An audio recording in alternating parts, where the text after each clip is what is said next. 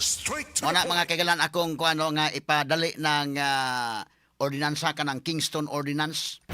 Nganlan sa Kingston Ordinance, name after mahigala sa usa ka young entrepreneur nga si Kingston Ralph Cheng.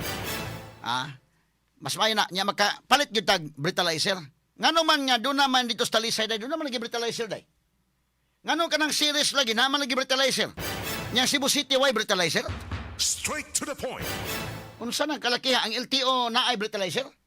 Iklaro ko ninyo, naay breathalyzer kung pobre, nya way breathalyzer kung dato.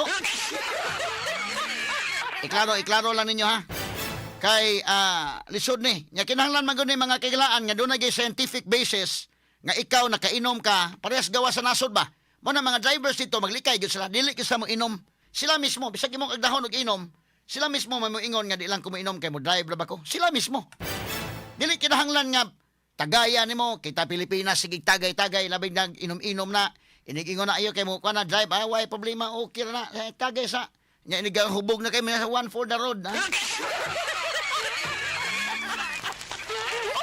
Ang pait man gud mga kagilaan kung wa tay equipment nga mo ila kung ikaw hubog ba or dili wala tay breathalyzer mga kagilaan ang problema na to makiglalis na makiglalis nga dili ko hubog na glalis na karon no kiglalis pa gani nga wa man ko mag-drive.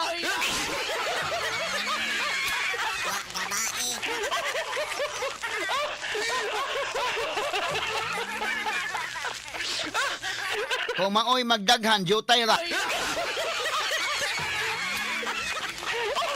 Nakita man ilan lusping yung motorsiklo mingon pa yun drive day ko tan-awa lang kung nag-drive ba.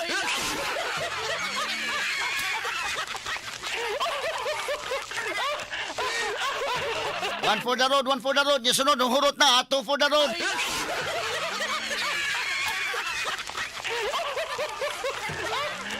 At ang agi katawa, mga sukit di paminaw mo na, nga kinahanglan yun, nga doon na yun, klaro nga equipment, aron nga di makalalis.